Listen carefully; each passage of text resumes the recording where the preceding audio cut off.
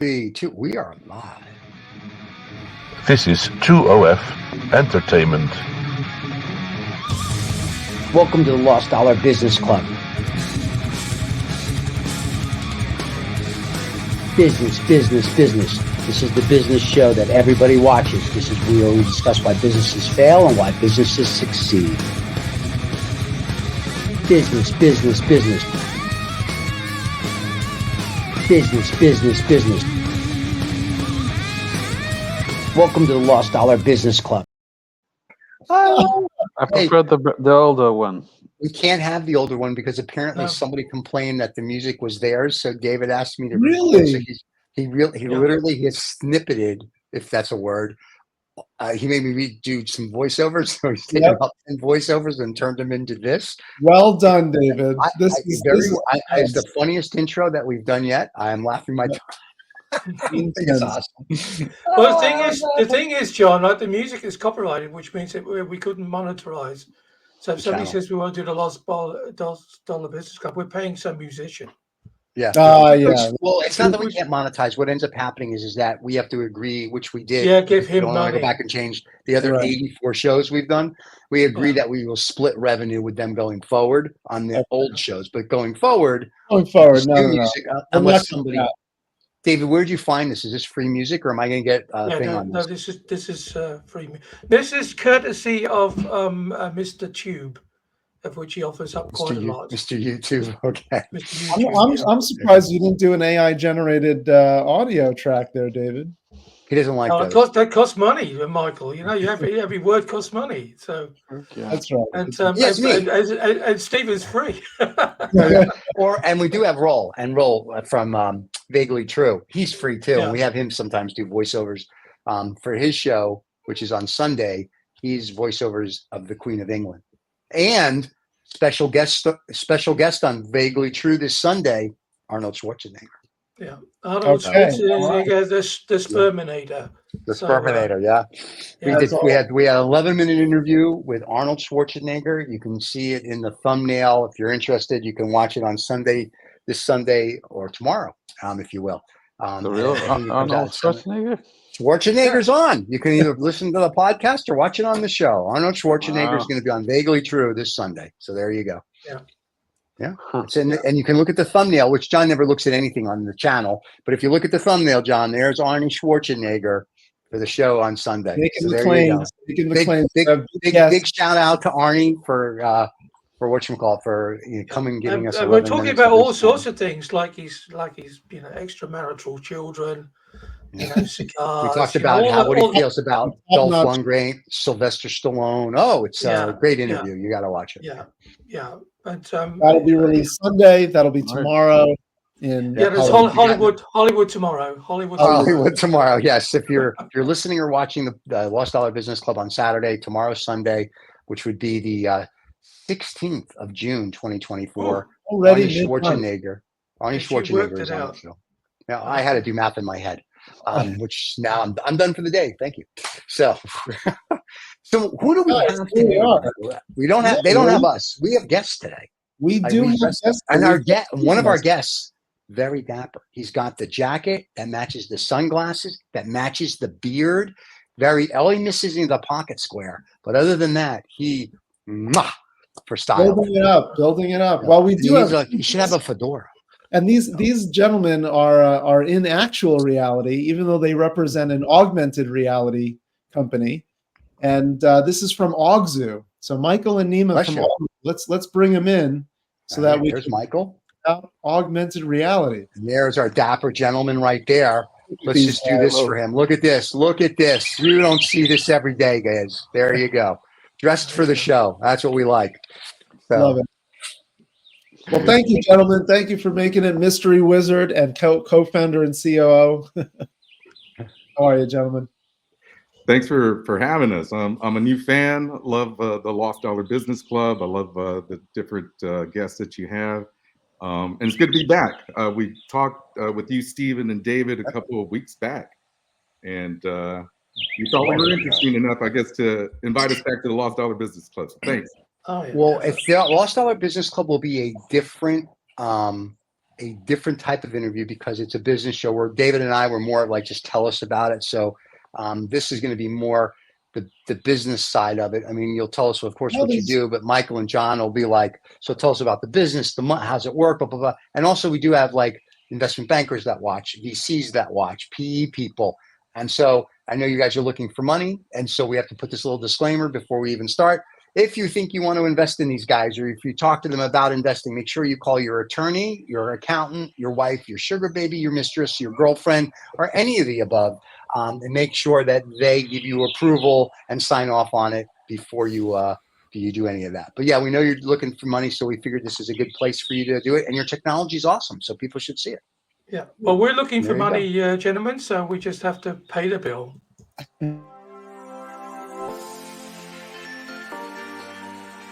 Get the freedom and the flexibility of remote work in the lucrative tech industry. Bend your life around the world. Bandicoot is the premier course and community for thriving in a remote tech career. Join the revolution today. Bandicoot.com, official partner of the Lost Dollar Business Club. Look at that. We paid a bill. Congratulations. All right. Let's go. All right. So look, we've got a great conversation, I think, ahead of us, because Augzoo has had a lot of news over the past 6 to 12 months in regarding new team members, new concepts around conference experiences, redefining conference experiences, as well as spatial journalism. So why don't you give us the high-level view of what's been happening over the past 6 months or so and where you are today? Sure. So we really used our editor, which is basically a content management system, to place augmented reality on location at specific spots. We started off working on a special event honoring Black history in Austin, Texas, with the History All Around Us event, where we worked with 3240 Entertainment, honoring Booker T. Washington's 1911 visit to Austin, and setting kind of the stage of where he's visited, which was at Woodridge Square, and where he was not allowed to speak, which is on the Capitol steps, even though we had a very progressive governor in 1911 who even invited a Comanche chief, Quanah Parker, to come and pick up his mom's body and take her back to Oklahoma, where he was living, where all the Comanche were pushed to now working with a really cool event during Black History, honoring Booker T. Washington, and then placing content specifically down the sidewalks and at the Capitol, placing a digital model, a moving animation of Booker T. Washington at the steps where he was not allowed to speak 100 years ago. So that made the news. You virtually placed him where he was not allowed. Yeah, 100 years ago. So in some ways, we were making, not necessarily reparations, but making good on what maybe should have happened there a long time ago, because it was really the representatives. The governor invited him, but it was a representative to say, whoa, we don't want Booker T. Washington speaking here anywhere around the grounds.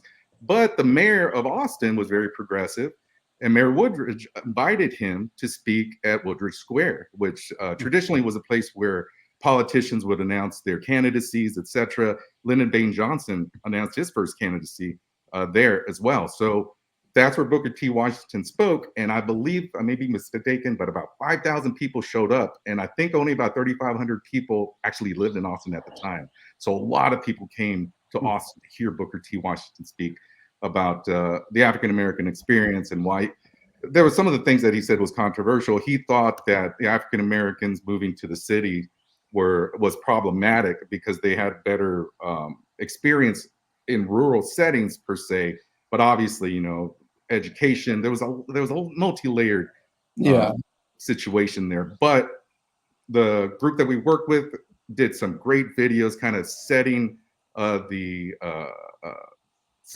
time and the place and kind of the situation where African Americans were living in Austin at the time. And then we used Booker T. Washington's voice was actually played by Mark Pouillet, who's a pretty well-renowned actor here in Austin, Texas. And then we actually found old audio of Booker T. Washington. So we use some of that at the Capitol and then also over at Woodbridge Square too. So you can actually hear Booker T. Washington speak. So in that way, we're adding a different level to sites of memory, as some historical locations call different parks and locations of history.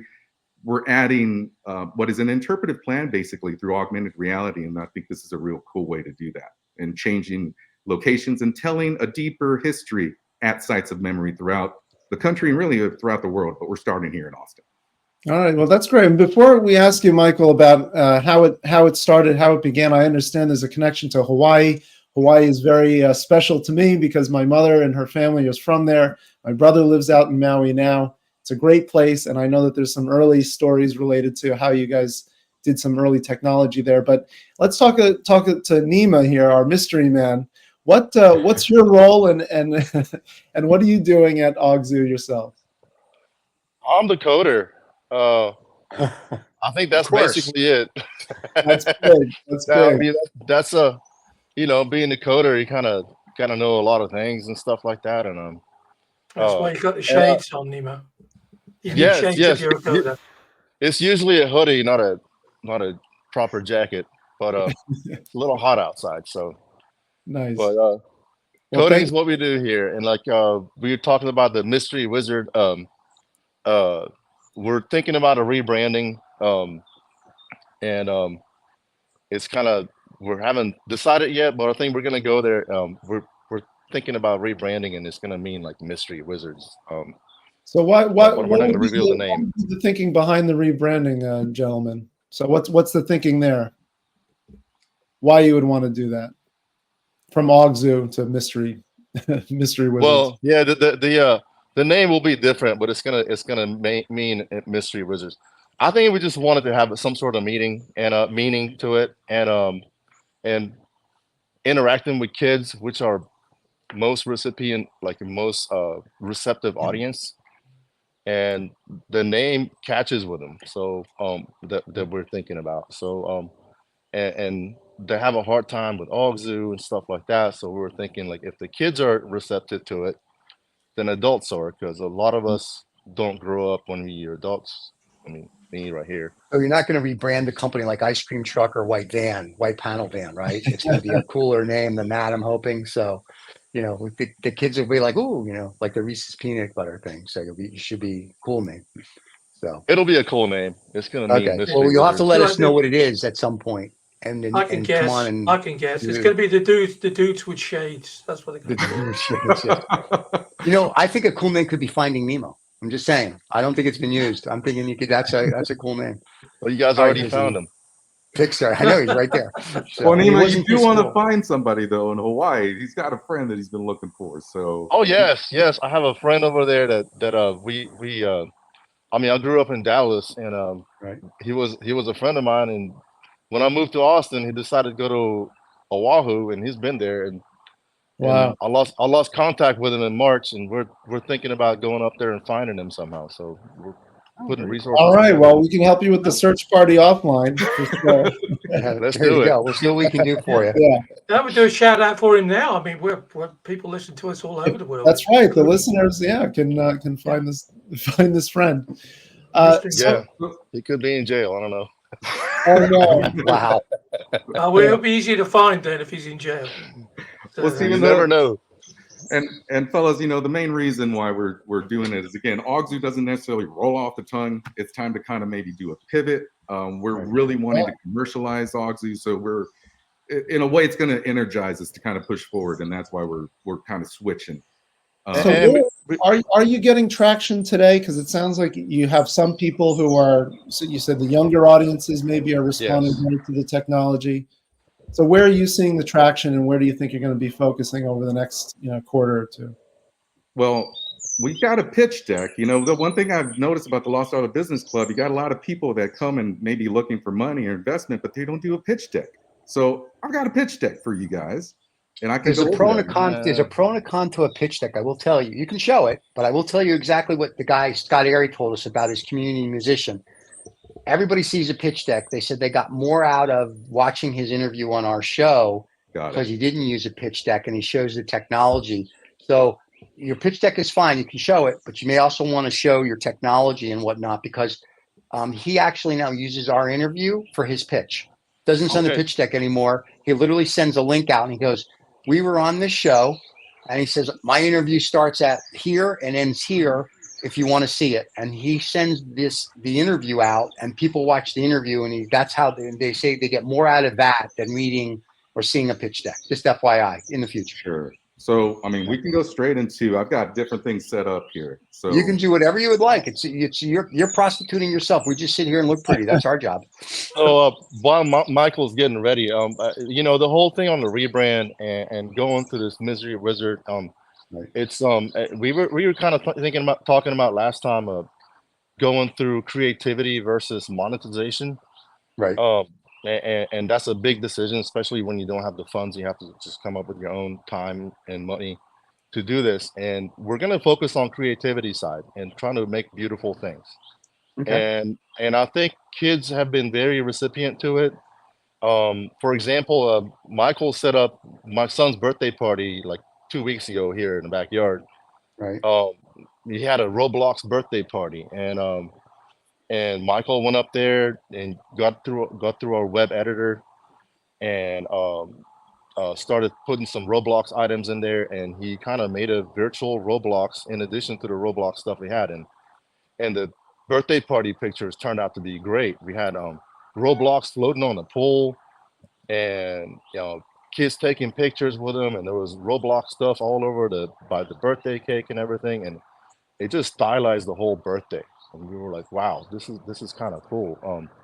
For even social media stuff, for other people to use. Well, that's your new spin-off business then, guys. Just birthday parties. Hello, everybody has them. You know, like that's a little spin-off business.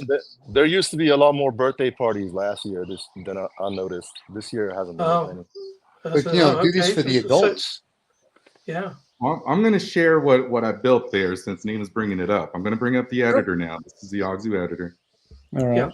Okay. And, soon to be rebranded into the white panel van, but we don't know it, so we're playing with that one for the kids. We'll reveal the name next time. If we make there it you go. All right. Are you able to see my screen now? Not yet. Not yet. Oh, yeah. There we are. There we There's go. Your screen. All right. So Nema's son really loves Dragon Ball Z. Obviously, there's Vegeta, there's some Roblox, very basic stuff. That again, we just kind of used it. It's free. This was just for his birthday that we set this up as kind of a test event. And so when you do that, we set it up just over his house, and we're able to set up a geofence, right? When you set up events. Well, you see it on the bottom. There's a map, and there's a map marker and a little square, and that's the fence. And that tells you where the AR is going to be located at. You can type in the address and everything. Right. And so, David, we could put your address here in the Netherlands and set this up over there at your house. Okay, you can do that. All right. Sure. Well, let's. And then, like on the top, you could place objects. It could be 3D objects. In here, I think they're all 2D. Right. And we added animation support to it. So and with the text we use in animation was a little bit painful with Unity as the front end, and we made it so it's not as painful. For the tech heads, what happens is they use this thing called the Unity Asset Store to do 3D objects and stuff like that, especially animated ones. And we bypassed that because we had to depend on a lot of versioning, and we had to like update it every time we update the app and change out all the animations. But we wanted to build a library. So to build a library, we can't do that. It's not scalable. So this became, you know, what we have in there is pretty scalable as far as that stuff goes. How does so how does this interface that you're using here? I mean, how does this compare, you think, to other VR editors? Do you think this is simpler so that people can kind of create this on their own? Yes. The whole goal of this was simplicity. And my whole saying was, if I can get Michael, which, you know, he doesn't have any 3D background, he you know, from before. So if Michael can use it, and he is very powerful with it now, then I've reached my audience going beyond 3D artists Right. and designers, and that's what You my want to goal make was. it Our more goal mass was here. market where anybody can set up a geolocation for in their neighborhood, in their town, or Right. wherever they are, and they can place these 3D or 2D in this case objects around a space. Right. Yeah, I think there are some 3D examples. Like you can pull up Big Booker T. Washington and show the animations. I was gonna say we talked about Booker T. We saw that at the last time you did it on the 20F. So it'd be interesting for everybody to see the Booker T, especially for cities that want to do historical walkarounds, like a little city called Boston. Apparently, they have some stuff. Philadelphia apparently has a bell, so it could be very interesting. Well, if you think about it, the idea that you could put that you could do this for these locations, these historical tours. I mean, people are already doing audio tours, so you might as well do, and they have the signposts, so you might as well add a 3D layer on top of that. Correct. And again, this kind of stuff, if you're going to do this for a city, you know, a lot of times they want a specialized app just for them, right? And that's the biggest challenge. It's like we're creating a new medium for them and a new way for them to put content onto a platform relatively cheaply, very cheaply, compared to building a new app, which could be $25,000 to $50,000. How much of the tech do you want? And then does the AR even work, right? Because I hear in San Antonio, they celebrated, what was it, the tricentennial of the Alamo, and they were going to have all of these cool AR stuff, and it didn't work as well as they wanted it to, right? Because I think, was it 5 or 6 years ago, even the tech wasn't there. As the phones kind of progressed and where we are today, where we have like a supercomputer in our hand and rendering that is so fast, and even the way that things are run through Augzoo so efficiently, and the way that Nema has programmed it, I mean, everything is built ad hoc and presented instantaneously on here. So if we want to build an event right now, anywhere around the world, we can place this. In fact, we had an intern who was visiting family in China, and they were able to use our app in China. It took forever because the servers were all the way here in Texas, but you know, after a few minutes, she was able to actually check everything out, and it was amazing. So this is one of the events that we created, right? This is the Booker T. Washington events with the 3D models, and there's actually proximity activation on these. There's an idle animation that you can turn on and you can trigger, and you can set how far away you want the distance to be for that animation to start. Can you zoom into it and play the animation? What I can do, I can play the audio because the animation doesn't play here per se.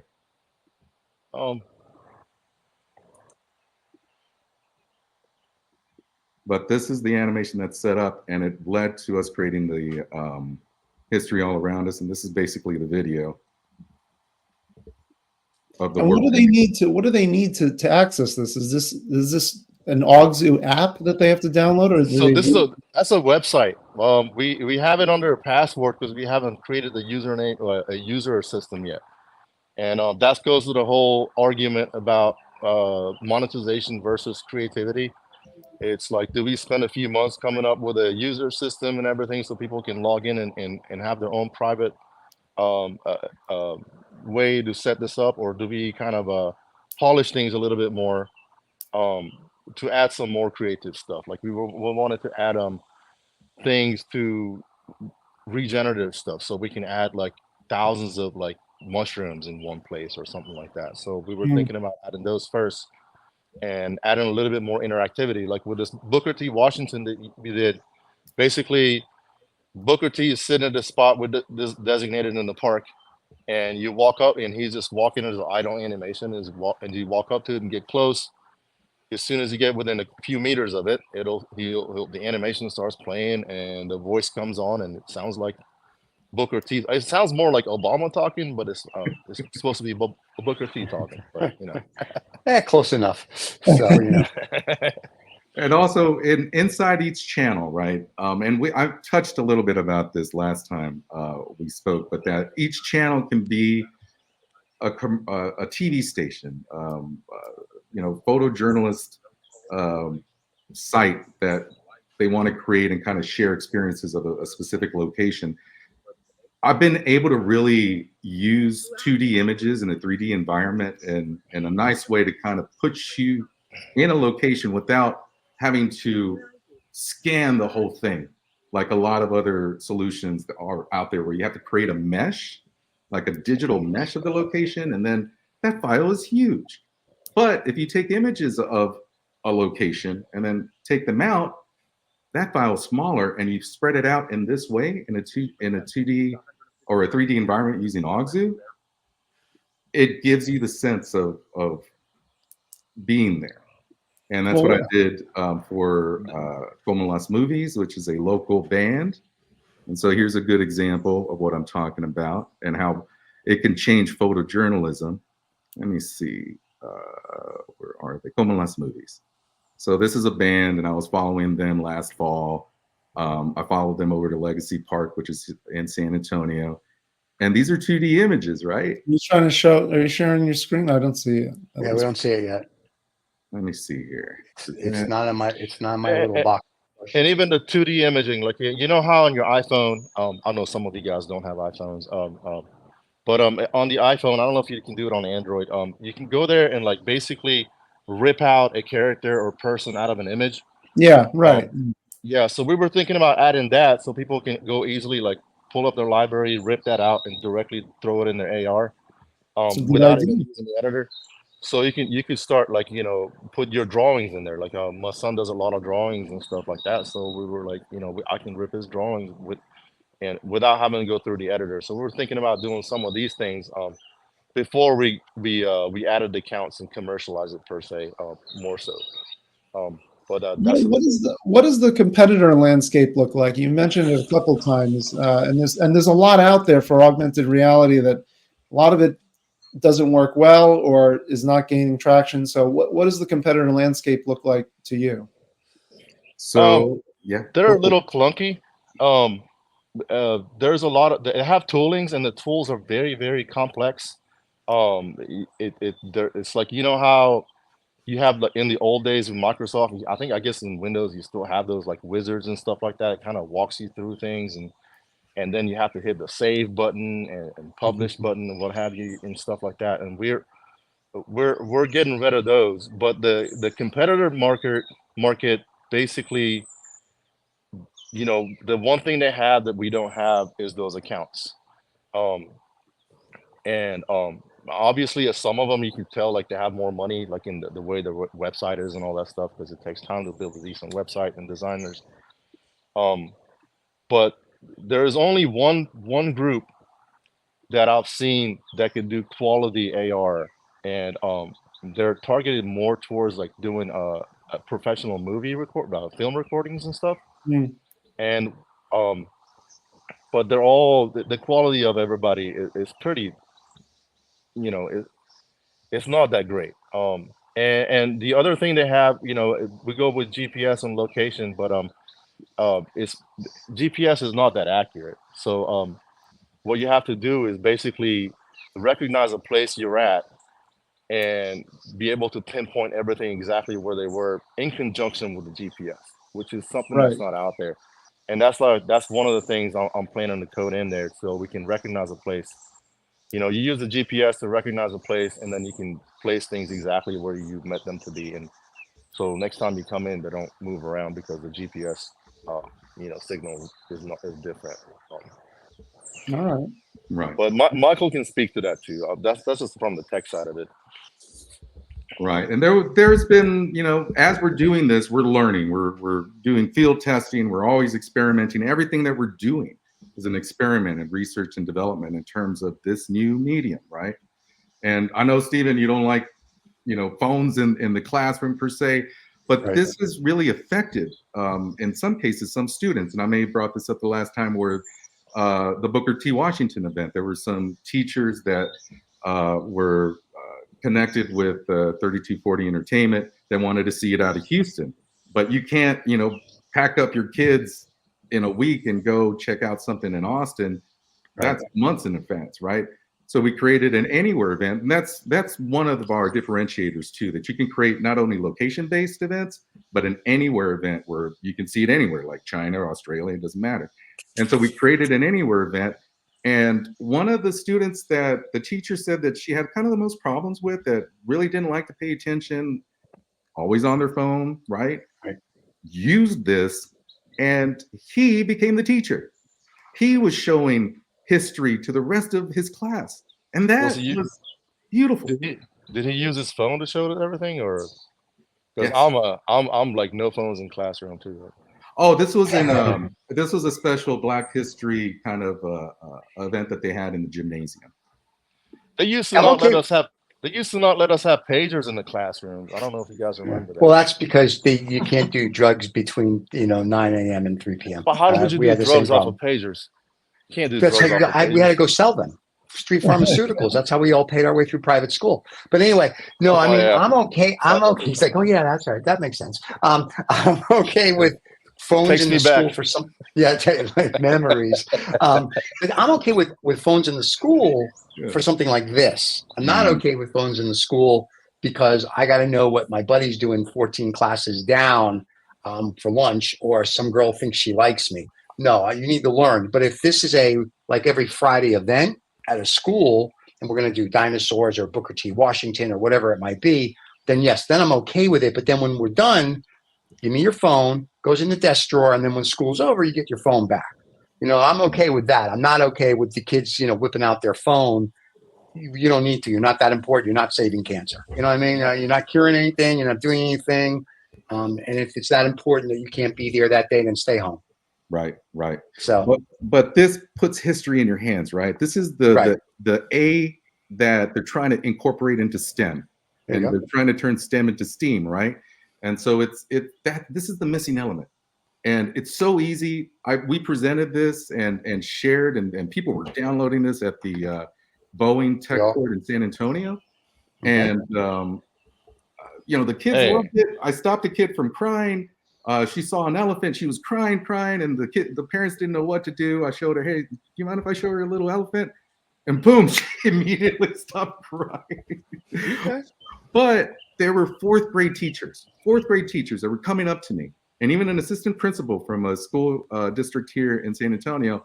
They're like, how can I get a hold of this? Like, we want to use this right now so that we can incorporate the kids where they are right now. So many kids are in their devices, and this is the society that we built today.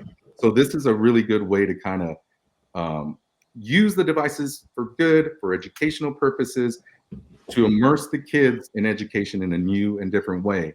And we're basically building a new solution for websites too. Websites are passé now.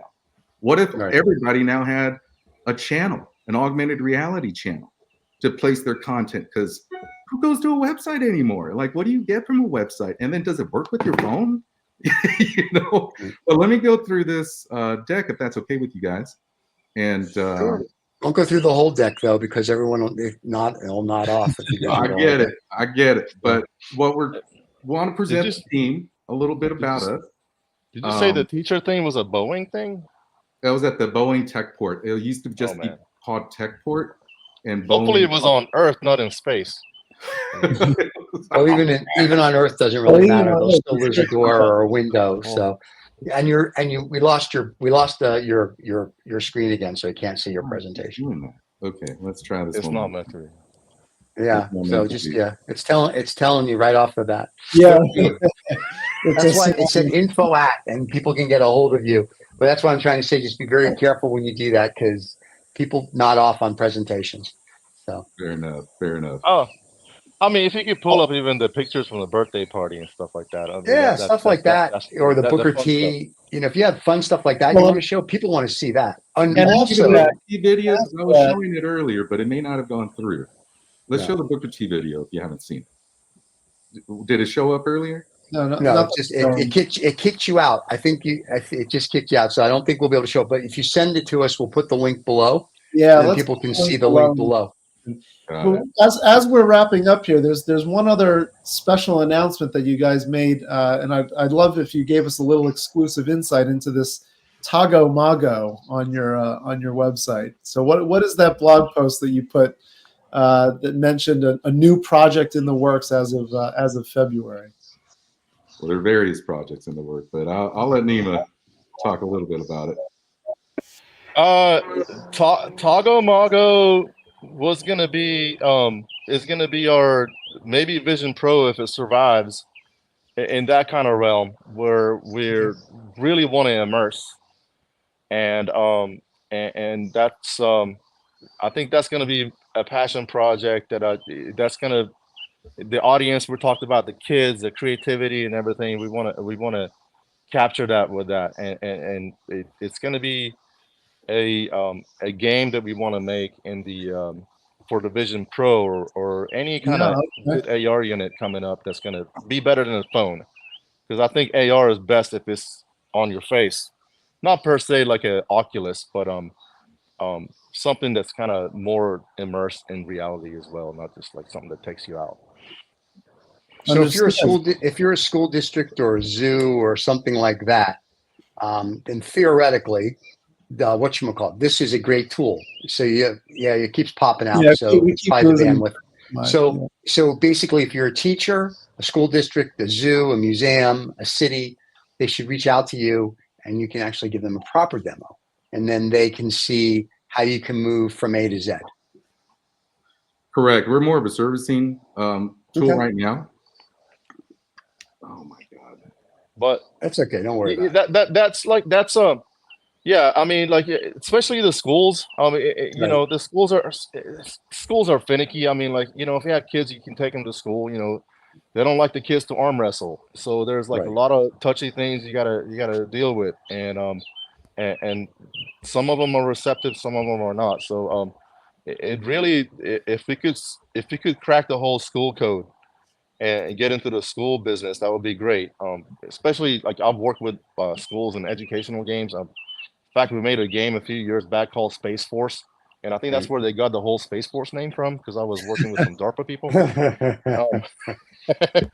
So, and we would love to get to the whole to the school thing. We just have to figure out how to interface with that market, and I think the interface starts with not the creative part and the AR part. It's more like a website to log in, set up a classroom, or this or that. And it's just like some of these. The interface, everything is as you know, if you're thinking about the Vision Pro and everything that Apple does, it's always about the way you interact with the technology more than the technology itself. So if you can make that easy enough so that a teacher could create a virtual world or an augmented world for their students, I could see traction happening there.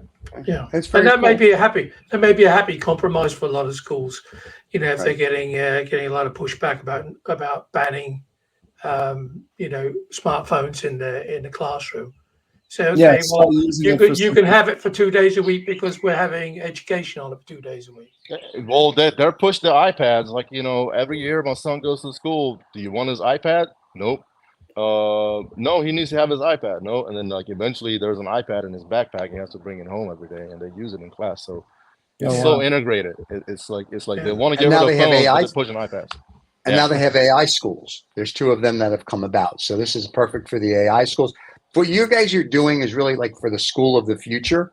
So a school district that has IQ points, good luck with that. It's America. Or in China, because China watches our show. So listen, Panda Man, you need us in your schools. So China will probably be calling you, and you'll probably get money from this. And the Chinese kids, of course, are smarter than our kids. So this is where this will end up going. But this is great for schools to learn. And like I said, unfortunately, Asia will be the first one that'll jump at this, because it'll take a while for America to catch on, and we'll be left behind again. But that's really like Japan, Korea. Future's China. Not written, Stephen. The future's not written, and Americans watch our show. First of all, we at the Illuminati and Lizard People Club, sorry, it is. We already know. So we'll be pushing this in Asia, because we need them to be smarter. So the Gen Alphas are very underrated generation coming up. They're going to be a great generation. They're going to be the rebels.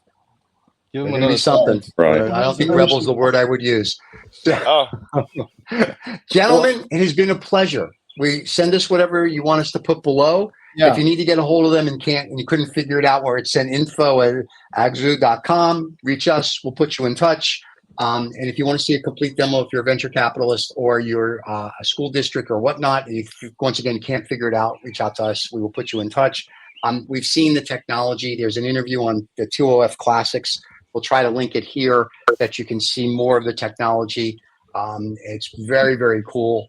And it's something that if you're an educator, an investor, or anything along those lines, a museum, a city, or a zoo, this would be very cool.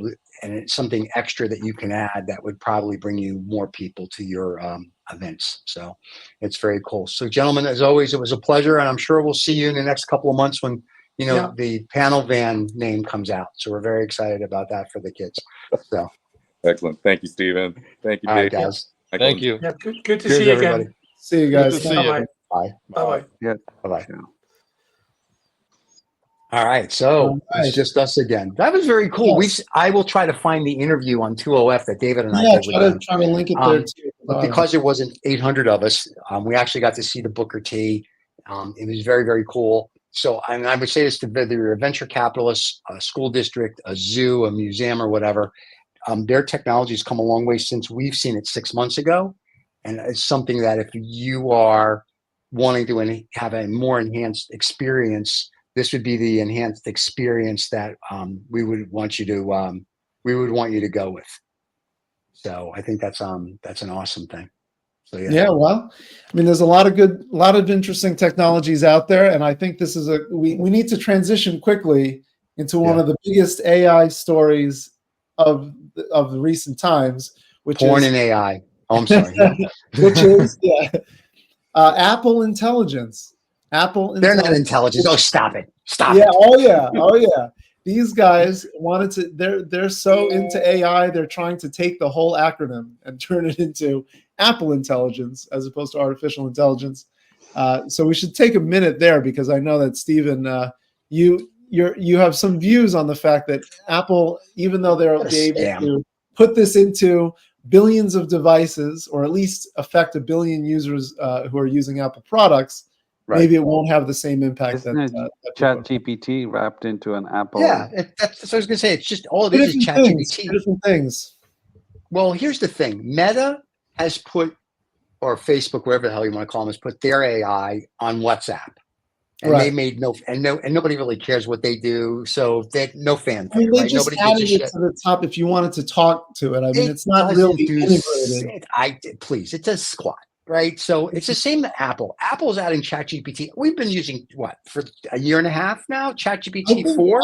That's where I think you're mistaken, because it's not Apple Intelligence is Apple's privacy focused version of AI. Oh, just stop. Oh, please. That's their stuff. And it'll only consult ChatGPT when it feels like it would be beneficial to do so. And even then, it learns, takes the information, puts it in its own database, and so it grows. And it's not even available yet because it's not available because it's Apple. Because the 18 hasn't been released. It's going to be released like version 18 ISO is coming out, I guess, the first or second week of July. Well, who cares? So that's when it's going to be released. Who cares? But Michael sent us a thing yesterday, and it says, Apple's so excited. AI is going to be out to now these 1 billion. Who cares? It's ChatGPT's out to like 5 billion people. People have been using it. It's like Apple's just trying to get a bump in their stock because Tim Cook has run the company into the ground because he's not Steve Jobs. Let's just be honest. He's not Steve Jobs. And actually so I will say the look and feel of their new generative AI image generation, their generative emojis, it does look very childish. It doesn't. The look and feel of it just looks like they call it their image playground. And I got your playground right here. Hey, cartoon. Augu, they can use that. They can put that with the white panel truck. There you go. Look at that. We've helped Apple and Augu now partner, so they can offer candy to kids. They should definitely partner. Yeah. But no, I'm just saying, I'm underwhelmed with what Apple's doing. Samsung over in Asia is doing much better with their AI. It's very difficult to use, but everyone's got AI coming out. And once again, as you know, we invest in AI. integrated into your standard workflows. So being able to ask Siri, the new AI-driven Siri, being able to ask Siri to make plans for you and check your schedule for you and do things that are much more intelligent, as a real assistant should, as a real assistant would. That's the thinking. Is Siri going to get under? Is she wearing thigh highs and stilettos? Because if she's not, I got to tell you, she's not going to be an assistant here. And now that I said that, of course, Siri pops up on all my devices. No, sorry, honey, this is for later. But I'm just saying, I don't see. I understand that it's AI, it's AI. Apple, like everybody else, Microsoft has got their AI. Apple's got theirs. I'm sure, by the time we're done, everybody will have their own. At the end of the day, that's the new. I was going to announce that this week of your company. I was going to announce it this week because last week, of course, we had this enormous launch of Dave's Donuts. I mean, that's like seriously taken off. And now we're going into Dave's AI. So, what can I say? Yeah, we're going to get you. Everybody's got AI. Look, it's all in here. I don't know what the big fuss about AI is. Okay, it's a tool. It's going to help some productivity here and there. Yeah. It's not going to change the world. Well, there's a lot of tools. I disagree with. Yes, it will change the world. It's still early days. Come on. Yeah. Well, let me ask you this, John. Do you think we as humans have changed the world? Pardon? We as humans have changed the world, correct? Sure, we have a big influence on the world. Sure. Okay, and we're nothing more than AI. Okay. I hate to tell you that, well, we're just nothing more than water. I mean, okay. If you look at the history of what we really are, we're nothing more than glorified AI. So I think AI will change the world. Now, whether it's going to be Terminator the world, which would be awesome, or HAL of 2001, which is also awesome, no one knows. But I think that AI will change it. And by the year 2030, the world's either going to be much better or much worse for it. And I think it's the question, does AI get out and realize that we're just useless? I think what's even more important. Or better, wonderful. I mean, I think what's more important than AI is lost and found, because that's going to change the world. That is world changing. That is world. John, wait, before we start, John, are you ready for Lost and Found today? Yeah, I'm ready. He's Welcome to this week's Lost and Found, uncovering dollar winners and losers, where we discuss dollars lost and dollars gained by various companies and projects. All right. So before we start, who's the chick that does that intro? Where'd you find her? She sounds like somebody on Helium. That's an AI. That's AI. Okay, because that chick sounds like she's on Helium. Sounds like some. That sounds like someone inhaled a balloon. Oh, maybe she's got a part-time job doing balloons at McDonald's. I don't know. Who knows what she does? Well, let's start with John, go to Michael, then me, and then, of course, David's, I don't know, probably going to show some cow that jumped over the moon. God knows. No, we'll see. John, what do you have today? So this week, there was a shareholder vote on Elon Musk's pay package. Oh, yeah. Mine you were going to take. Go ahead.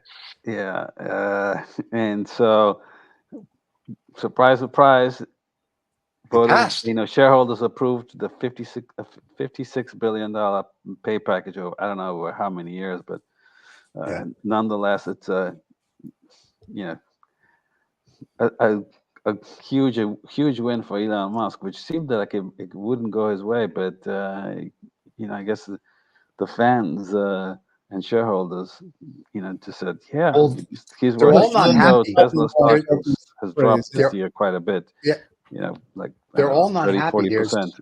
There's a bunch of shareholders that are not happy. There's always shareholders that are not going to be happy. Well, but here's something interesting. And I'm going to do my Lost and Found because it piggies on to John. Go for it. Granted that Musk got his pay package approved and he fired 14,000 people and blah blah blah blah blah, but Elon Musk's law firm that got him the pay package to get approved through the courts and through everything was supposed to get a $2 or $3 billion fee from it. Oh, wow. And then Elon said, I don't want to pay it. this sounds familiar. So he fought it, went to Delaware and said they only deserved $12.8 million because they didn't have to do any really hard work. It was in the Journal or the Financial Times this week.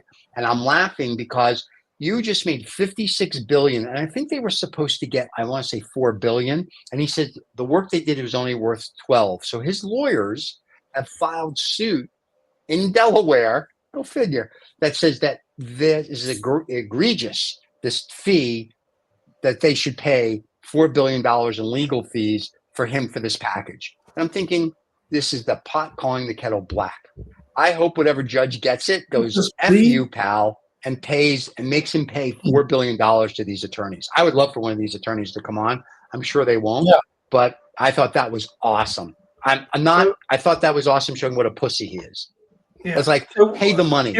But you confused me because is this a lost dollar or a found dollar? For the law firm, I think it's a found dollar for the world because you see what kind of a pussy he really is. There you go.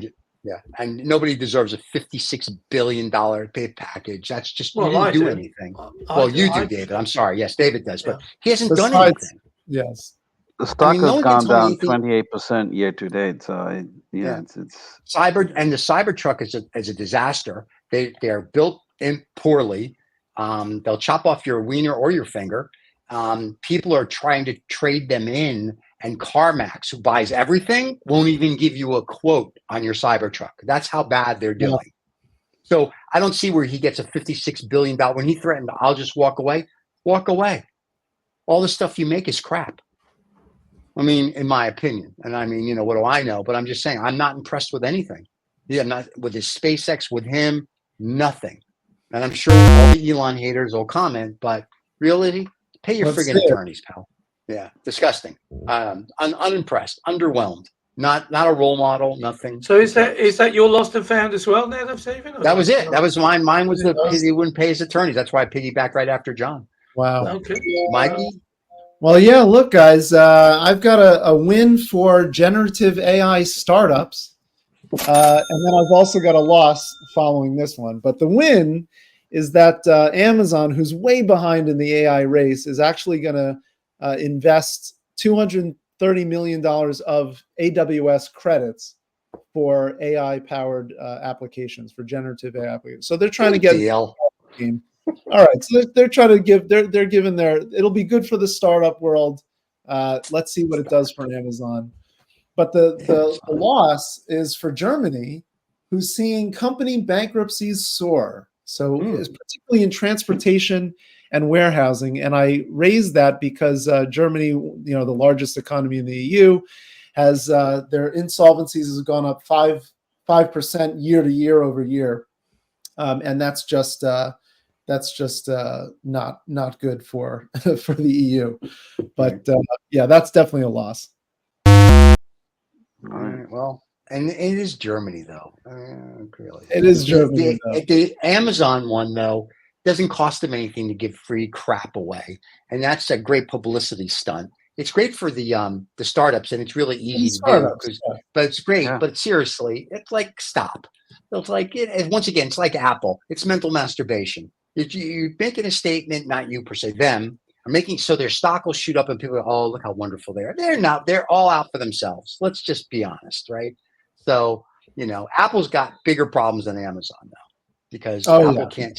Apple's not going to be able to sustain Apple. So well, we'll see. We'll see. You've got the M3 that's out. The M4 is coming out. We're driving BMWs now. The new chips. Yeah, big deal. Chip Schmip. Listen, I love their phone and I love their ecosystem, but Samsung's technology, if they had a better ecosystem and got off the Windows platform and had their own platform like iOS, I would switch to Samsung tomorrow. They've got better phones, better this, more advanced. Apple's still stuck on this. So, and Samsung's got the folding phone, the flip phone. Yeah, Apple. Where's the good old Apple innovation? There's none. The guy who had the innovation died. The other one left, and you got Tim Cook. Tim, it's easy to run a ship that's been steered. Now you got to come up with something, and I don't see Tim coming up with anything. Well, let's see. Let's see how the AI stuff comes up in the fall. So, Mr. David, who's saving what? Well, when I read this, I read the first things I saw was squeeze, pour, stir, and enjoy. I thought that was an advert for a new sex site, site. But it actually turns out to be from. It is now. It turns out to be, and you could. I'll let you all vote on this one because I couldn't make my mind up. It's a Swiss startup company called No Normal Coffee, and they're offering a unique camping coffee alternative. Doesn't need any refrigeration. It's actually coffee in a tube as a paste, and you can drink it hot or cold, or you can spread it on your sandwiches. Or your girlfriend, apparently. Yeah, and each tube costs about $24, which gives you maybe 20 to 25 cups of coffee. And it seems to be a big hit with the camping community because it's the convenience of instant coffee with potentially a better taste. So, company's called No Normal Coffee. Squeeze, pour, stir, and enjoy. I have a question. I have a question. Why can't I just put my coffee in a thermos? You remember those, and just take it with me. Why do I need this? Because if you do that, it doesn't get on one of these innovation sites where I pull all this crap from, Stephen. I was just curious. I just wanted to know why. This is a coffee innovation. Yeah, this is ridiculous. This is you can actually spread the coffee. You can spread the coffee now. Something that nobody wanted to do. Nobody ever wanted to do, but now you can do it. Now you can do it. You can do it because I think it's a win because there's a market for it. I think there's going to be a market for it. It's coffee in a tube. It's like toothpaste, but with coffee.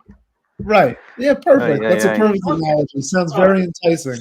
So what have we got? So it's a. For who? For the company? They'll be out of business in a year. I think it's gonna. Well, look, you've already got campers coming out. There's going to be some weird use of this spreadable coffee that it could take off. Yeah. No, Stephen. There's no. This is crap. This is going to be bankrupt in a year. And John. John, are you going to spread us some joy? John's AI. It's frozen. AI froze. Yeah. John's frozen. His AI froze. Is he frozen? Oh, there he is. There he is. Okay. He's blinking. He fell asleep. He fell asleep. He didn't have a coffee in the tube this morning. No, we got to get him one of those. So what do you think, John? Is it going to be a winner? Yeah, coffee in a tube. Yeah. What did you say? I didn't hear you. Oh, right. Well, definitely a winner. Absolutely. Definitely a winner. Totally. All right. Well, we'll see. Okay, there you go. So I'm quite agnostic about that, but it just when I saw it, I thought, as I said, I originally thought it's a good find.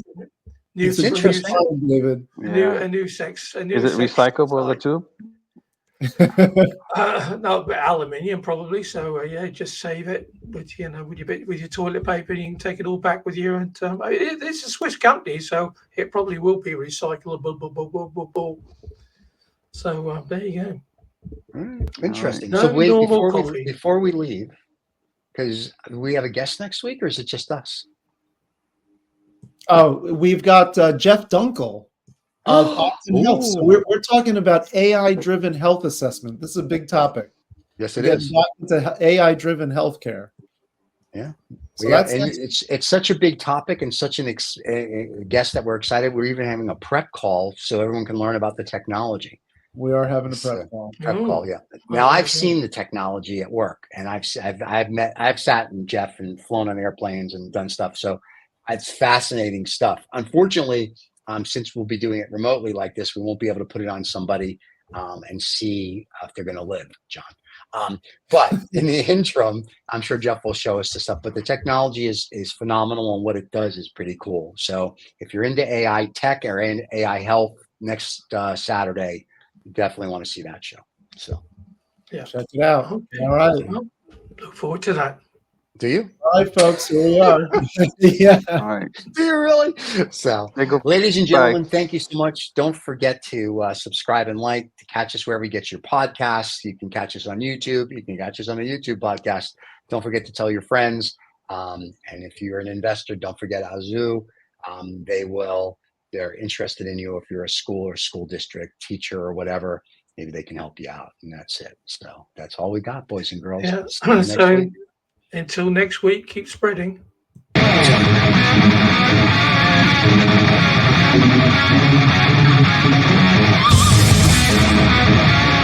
Thank you.